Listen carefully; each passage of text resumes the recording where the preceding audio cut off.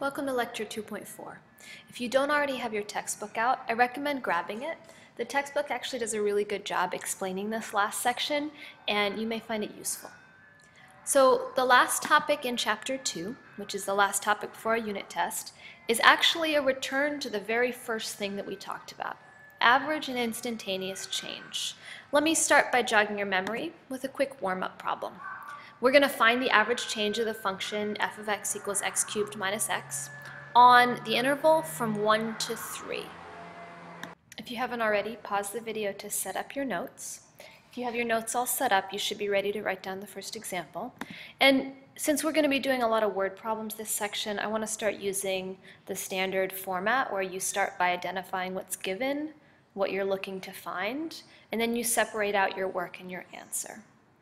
Obviously, we're given a function, and equally obvious is that we're looking for something called the average change on the interval 1 to 3. But do you really know what that means? Great, hopefully you were able to identify that average change really just means slope. And when we say that this is an interval, it means that what we have is the x values of the 2 points that we're going to use to find the slope. Don't make the mistake of thinking that this is a point itself. This is actually 2 different x values, the beginning and the end. So we need to know the points.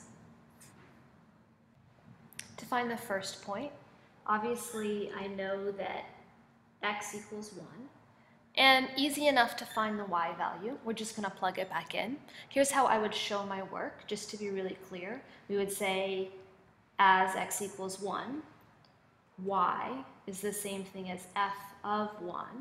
In other words, we plug 1 into the function, 1 cubed minus 1, and we get 0. So that first point, if we write it in coordinate notation, is just 1 comma 0.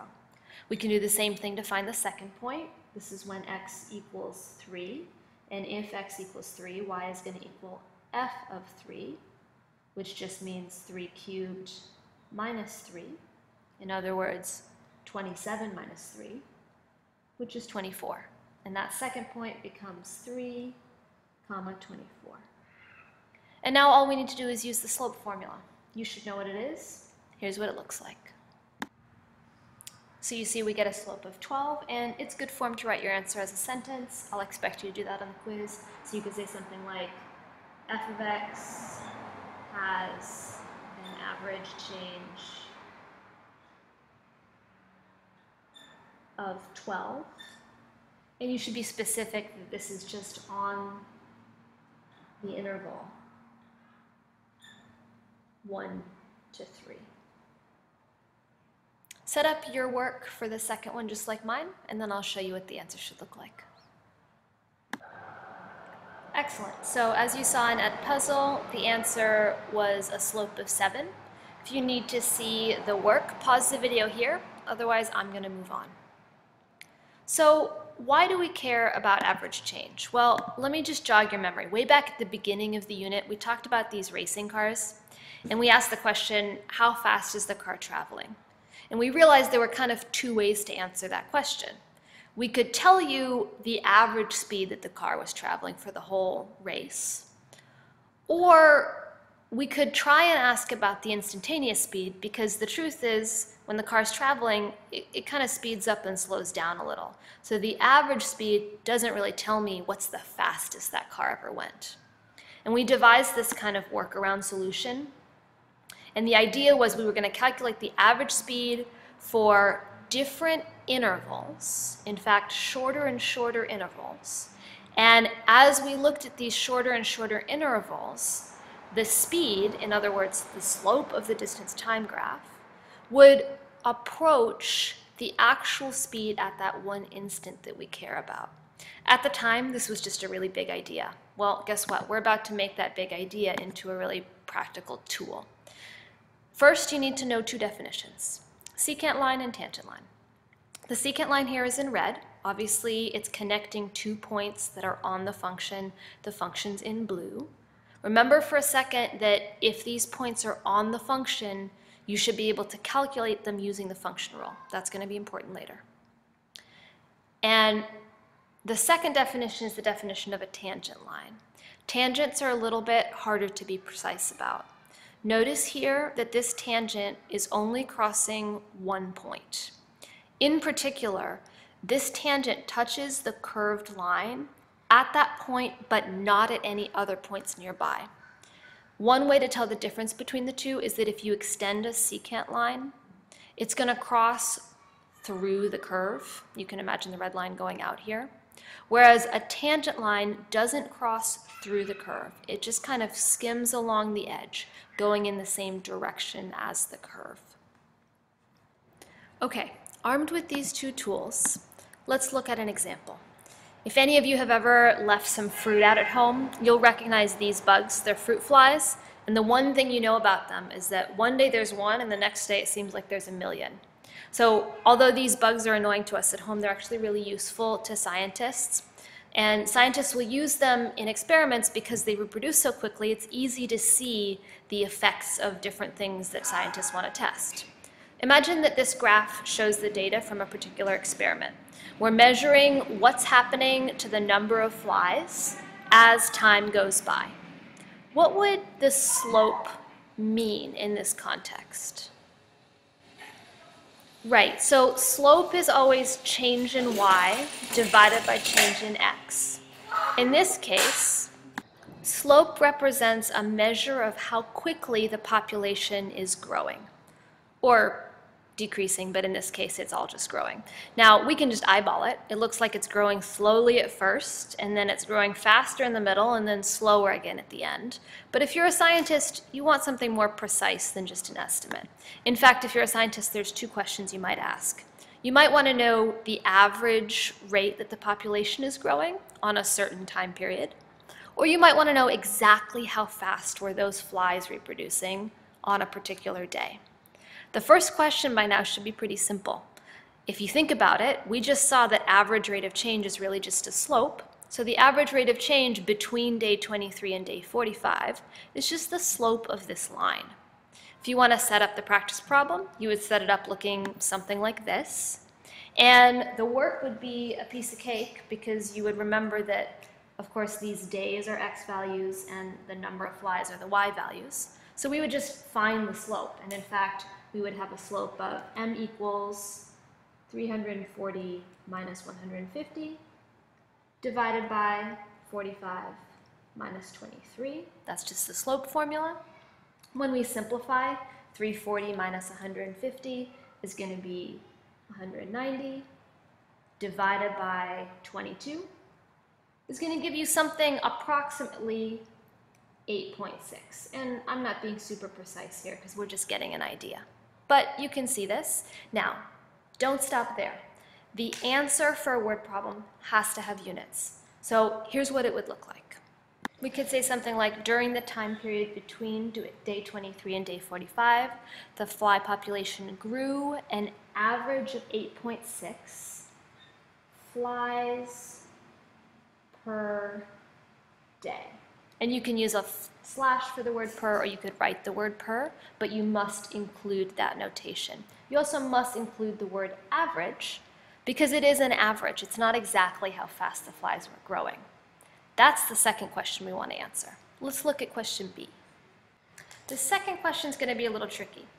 So the idea is we want to know the rate on day 23, and we know that on day 23 there's 150 flies.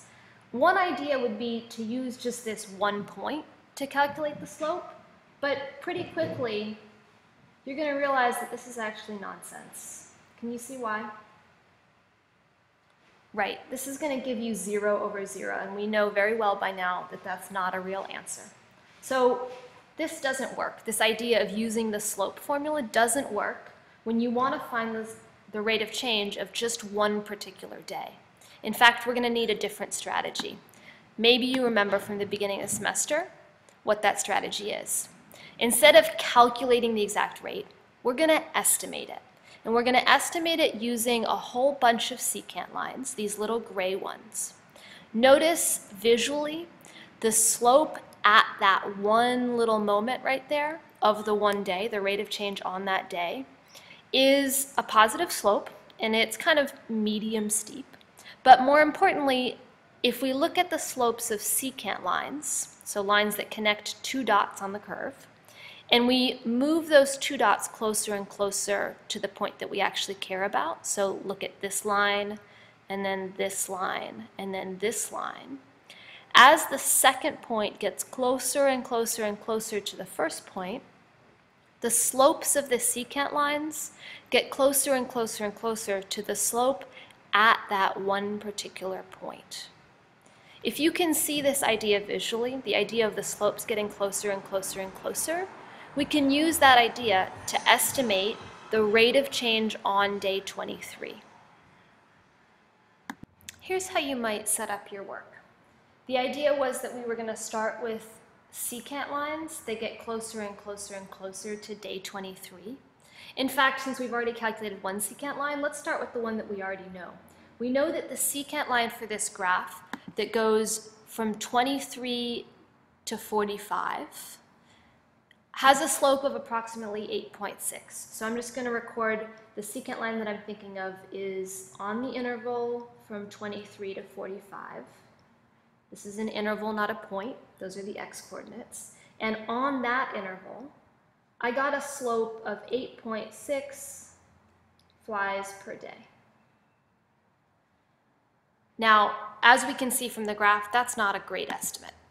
A better estimate than that would be maybe this line here, which is the line on the interval from 23 to 40. So I'll calculate the slope of that second secant line next. We're going from 23 to 40. Now, remember, in order to find that slope, we had to find the second point. Well, in the warm-up problem, we did that by plugging into a formula, but here we have a graph. So I can just look at the graph, and the point at 40 approximately looks like it's got maybe, let's say, 330 flies, a little bit less than the last one. So if we then estimate using those points, the slope is going to be y2 minus y1 over x2 minus x1. And when we simplify that out, 330 minus 150 is going to be 180 divided by 17. Well, that turns out to be approximately 10.6, and the units are still flies per day. And that's probably a better estimate than the last one, but we still don't really know what the exact one is, so let's try yet another interval. Can you think of a better interval, an even better approximation? Right, so maybe you came up with the interval from 23 to 35, because this second point is getting closer and closer and closer to the original point. Well, I'll spare you the tedium of working out all these slopes, and I'll just go ahead and do that for myself. So when I worked these out, I got rates of 13.3 and 16.4 flies per day. And now it's time to step back and look at the trend. As these secant lines get closer and closer and closer and closer to day 23,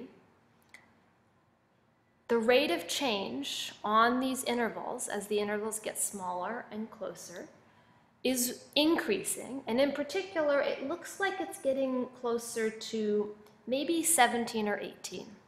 Now, this is just an estimate. You don't have a good judgment about whether it's 17 or 18. You should probably not guess that it's going to 20, because 20 is much larger, and these seem to be increasing by like 2 units each jump, maybe 3 even. But definitely we're not going to guess like 50 or 100 here. We're kind of within the same range. But since it's an estimate, you really get to pick. And you'll write your estimate out using units.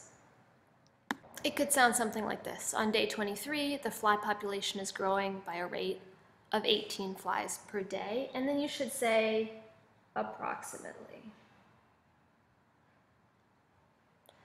Let's use the same idea to talk about another example. Now, this example, I haven't given you a graph, but I trust that you can make a graph and that you can calculate the y values you'll need. Pause here and see if you can answer A and B. When you press play, I'll just very quickly show you my work. Great.